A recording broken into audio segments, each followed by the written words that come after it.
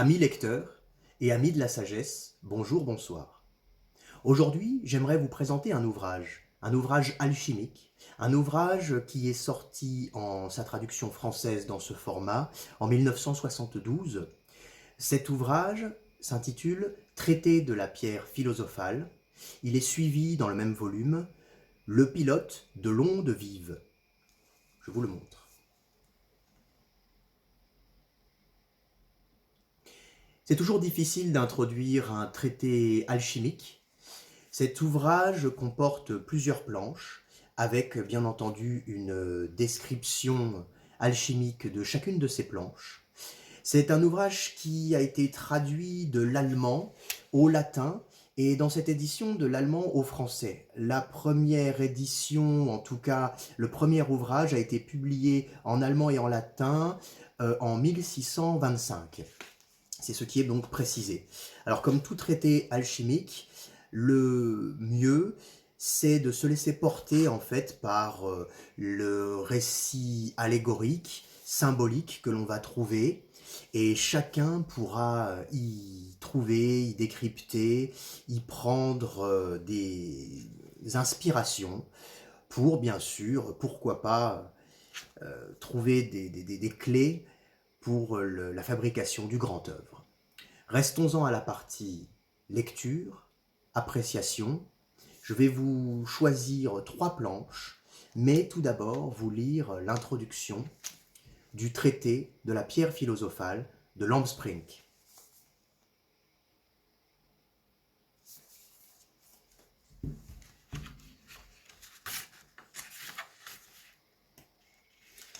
Édition Bibliotheca Hermetica.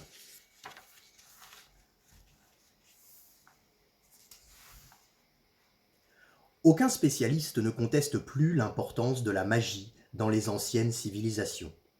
La Mésopotamie, l'Égypte, l'Inde et le Mexique, le Pérou, la Chine, le Japon et même le Moyen-Âge européen ne peuvent révéler les secrets de leur art, ni les principales étapes de leur histoire culturelle, si l'on ignore les coutumes et les usages magiques sur lesquels furent fondées leurs principales institutions, ou qui subsistèrent pendant des millénaires dans leurs mœurs, à peine changées par l'évolution des religions. L'homo divinans, l'homme magique, le devin, a précédé l'homo faber, l'artisan, l'homme technique et le savant des temps modernes. Entre ces deux tendances s'est développée une opposition fondamentale, si nombreux qu'eussent été les échelons intermédiaires. Ainsi, au XIXe siècle, âge du positivisme, la censure rationnelle a-t-elle exclu et rejeté dans l'ombre des sciences occultes ce qui aurait été plus justement désigné sous le nom d'art magique traditionnel. En effet, la magie fut la source commune de l'astrologie, de l'alchimie et de toutes les pratiques qui leur furent plus ou moins directement associées dans les anciennes sociétés de type traditionnel. Il n'aura pas fallu moins de 100 ans de travaux d'érudition et de recherche historique, de fouilles archéologiques et d'enquêtes ethnologiques pour découvrir que les conceptions du positivisme et du scientisme du XIXe siècle n'étaient pas moins fausses que celles des occultistes en ce qui se rapportait aux arts magiques et aux civilisations dites primitives.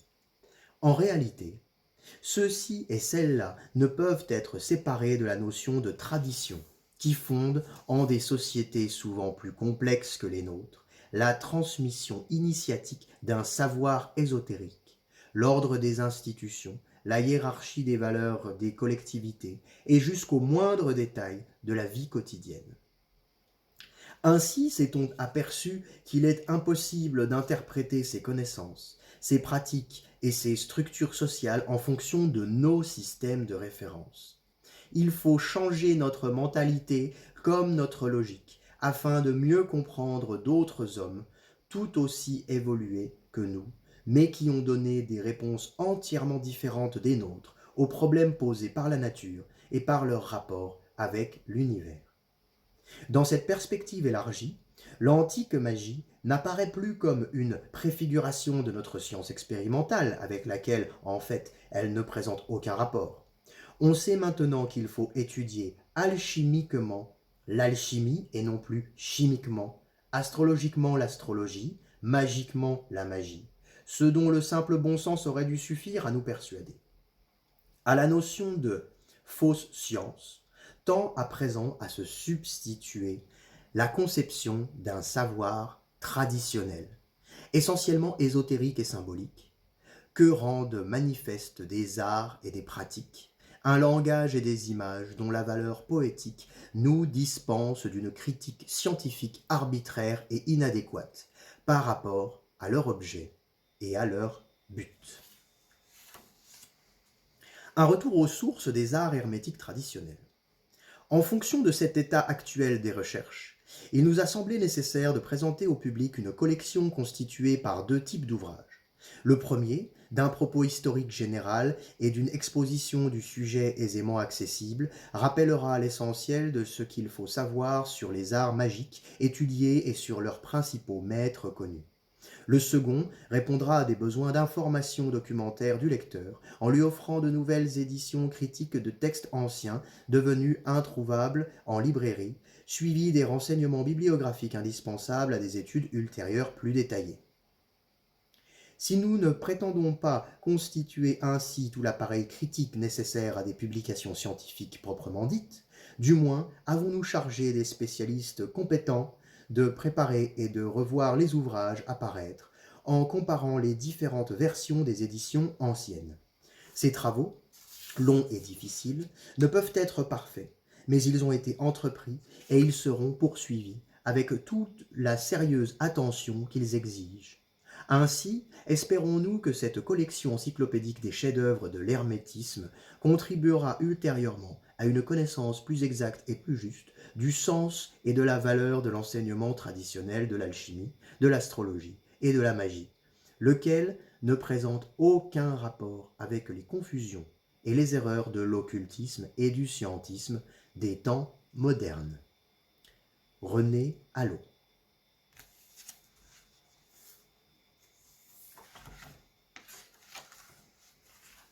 Traité de la pierre philosophale par Lambric.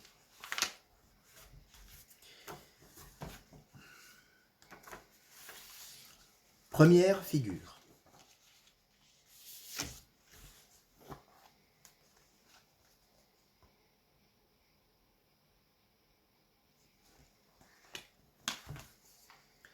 Les philosophes disent communément qu'il y a deux poissons dans notre mer. Tous deux, à la vérité, sans chair ni arête. Ils sont cuits dans l'eau qui leur est propre. Alors sortira d'eux la grande mer, que nul homme ne peut décrire. Voici ce qu'entendent par là les philosophes. On trouve deux poissons, mais il n'y en a qu'un seul. Deux toutefois, et pourtant un seulement, dans lequel sont trois choses, le corps, l'esprit et l'âme. Maintenant, je vous dis aussi de façon véritable, cuisez-les ensemble tous les trois, afin que soit faite la grande mer. Ainsi vous sera-t-il bientôt montré alors comment vous devez obtenir un grand accroissement. Pour cela, cuisez bien le soufre avec le soufre, et soyez avares de vos paroles sur ce point.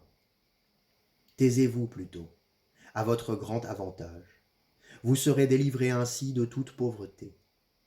En vous imposant un entier silence, votre entreprise ne sera connue de personne. Remarquez bien et comprenez, il y a deux poissons qui nagent dans notre mer. La mer et le corps. Les deux poissons sont l'esprit et l'âme.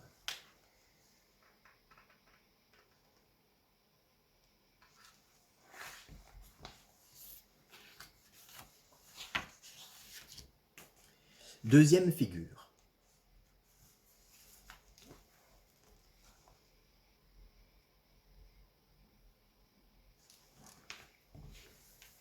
Le sage déclare que ce combat ressemble à la rencontre d'une bête sauvage dans la forêt, d'un dragon d'une entière noirceur. À la vérité, si on lui coupe la tête, alors il perd toute sa couleur noire et se revêt d'une blancheur de neige. Vous désirez avoir une juste compréhension de ce point. La couleur noire est nommée la tête du corbeau. Dès qu'elle aura disparu, bientôt après apparaîtra la couleur blanche. Alors cette chose est proprement appelée sans tête. Quand le nuage noir a disparu, croyez-moi, les philosophes maintenant se réjouissent en leur cœur de ce don, et le cachent avec grand soin pour qu'aucun fou n'en sache rien. Pourtant, à leurs enfants, avec bienveillance, en écrivant, ils en découvrent quelque chose. À ceux qui reçoivent la faveur divine, à ceux-là seulement il leur révèle.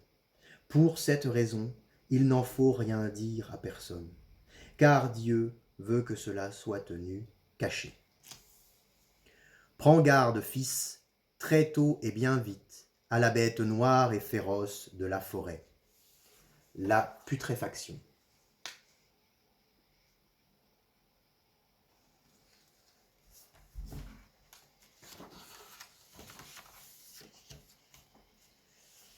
Troisième figure.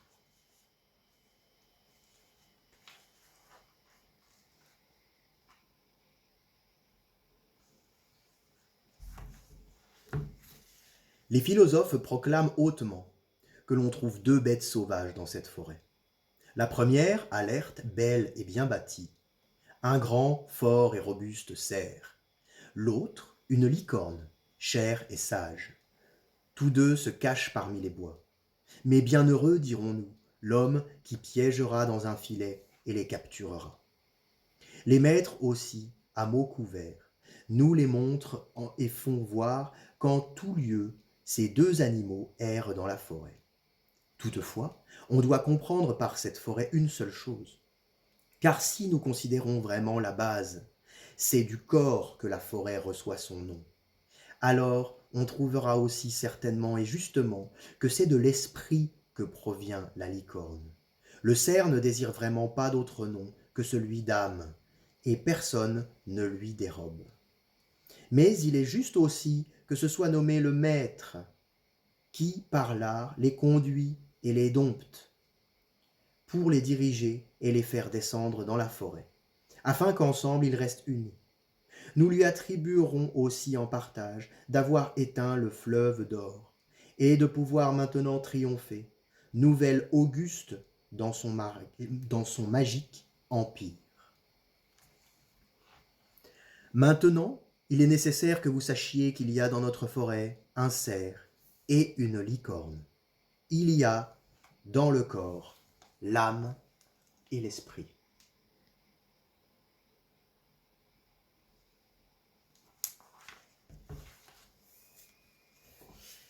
Je passe maintenant au texte Le pilote de l'onde vive.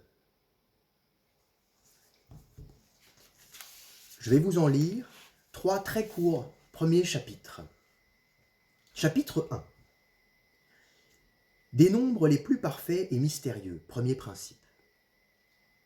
Comme je traiterai dans tout ce discours des causes naturelles, il semble qu'auparavant, il se roite à propos de parler de l'être des êtres, c'est-à-dire de cette première cause, de laquelle toutes les autres sont produites et dépendent.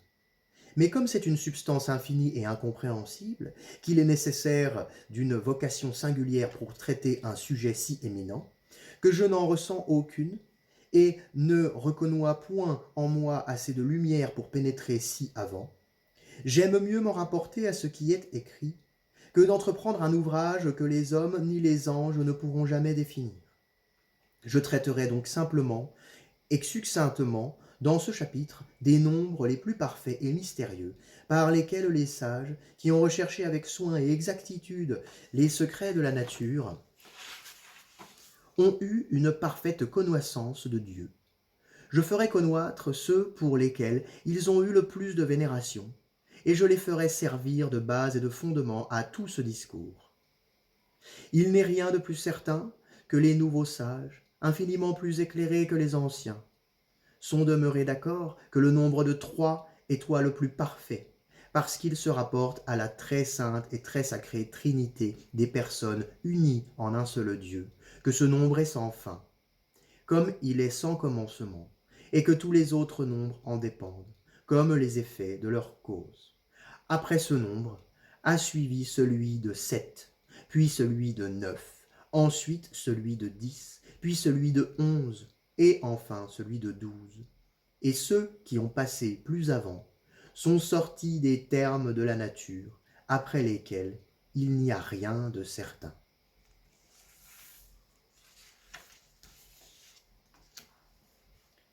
Chapitre 2. Des seconds principes. Lorsque Dieu fit l'ouvrage de l'univers, il créa 3 sujets pour s'en servir dans ses desseins. Le premier est la nature angélique, dont il se sert pour inspirer à l'homme, qu'il a créé libre entre toutes les créatures, par un effet de sa miséricorde et de sa clémence, les sentiments d'une vie glorieuse et immortelle, par la pratique d'une vie pure et saine.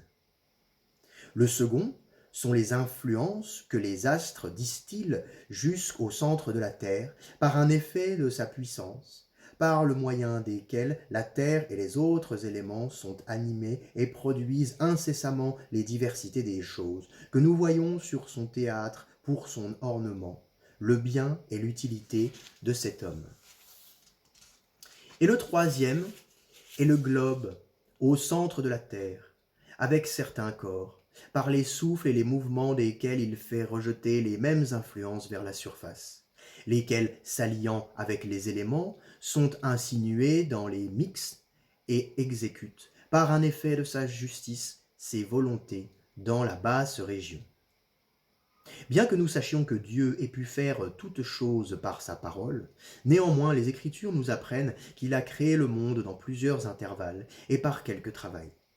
Il l'a voulu ainsi pour nous faire connaître qu'il falloit que toutes choses travaillassent pour sa gloire, et que l'homme même y sera sujet comme les autres créatures. Pour comprendre l'ordre que Dieu a tenu lors de la création du monde et de la distribution des choses, suivant ma pensée, il faut considérer cet esprit infini comme un ouvrier, si nous pouvons parler ainsi, sans offenser sa divine majesté, qui travaille une matière, en sépare les parties, et les établit suivant leur qualité, leur propriété et leur mérite.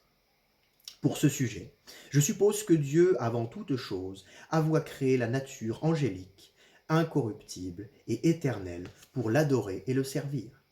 Ensuite, pour n'être pas obligé de créer les choses les unes après les autres, il créa tout d'un coup une matière qui contenait les 4 éléments et toutes les semences que nous appelons chaos. Que dans cette matière les choses y étoient confusément mêlées et en sont sorties par ordre. Voici la disposition de ce chaos, et comme il a plu à Dieu que les choses en soient sorties. Il créa par sa toute-puissance, au centre de cette matière, un globe, la surface duquel est divisée en 12 parties égales, chacune ayant au milieu un corps sphérique, qui occupe le diamètre de la partie qui se meut circulairement sur des pôles qui lui sont propres. Au centre de ce globe, par le dedans, un autre corps fixe et arrêté comme la terre au milieu de l'univers, auquel Dieu a attaché l'esprit du feu, afin que ce lieu, attendant sa qualité dans la masse, il la fit travailler et en fit sortir ce qui étoit en elle. Le feu, qui auparavant étoit au-dessus de toute la masse, par sa nature, ne fut pas sitôt renfermé au centre, qu'il commença d'agir, s'insinua peu à peu dans la matière, comme nous voyons qu'il agit dans l'eau, la réduisant en vapeur, la troubla, l'agita, l'éleva et en fit distiller une quinte essence pure et incorruptible, de laquelle Dieu a créé le ciel empyré, où les anges et tous les bienheureux l'adorent et chantent ses louanges. Après cette quinte essence, le feu s'étant fortifié, en fit sortir une seconde moins pure, de laquelle, par la parole de Dieu, les cieux inférieurs ont été faits et élevés en rondeur, comme la figure la plus parfaite, autour de la matière dont elle étoit distillée. Le feu s'étant de plus fortifié, fit sortir une troisième quintessence, contenant les semences de toutes choses. Ces semences ont été spécifiées, purifiées et réduites en corps que nous appelons astres. Ces corps sont divisés en étoiles errantes, que nous appelons planètes, et en étoiles fixes. Celles-ci furent placées au firmament et sont demeurées attachées à leur ciel, comme des abeilles à leurs rayons, d'où elles jettent sur la terre leurs semences, et y font des procréations conformes à leur nature, de sorte qu'on peut dire qu'elles sont les auteurs des minéraux et d'une partie des végétables. Les planètes ont été placées plus près de la Terre, le Soleil à leur milieu, afin que de ce lieu, par l'action de son mouvement, les étoiles et les autres planètes fussent émues, excitées, et jetassent leurs semences. Et la Lune au plus bas degré, afin qu'elle les reçût, et les réfléchît au centre, par la sympathie qu'elle a avec les eaux et les composés élémentaires, pour être ensuite élevée vers la surface par la vertu des causes centrales. Si bien que nous pouvons dire aussi quels sont les auteurs des métaux, des grands végétables et des insectes, qui n'ont point d'ordre dans les semences des composés, qui se font par copulation de mâles et de femelles. Ces choses étant faites avec le reste des créatures, ce qui est resté au milieu de l'univers a été appelé éléments corruptibles, desquels tous les corps sublunaires sont composés.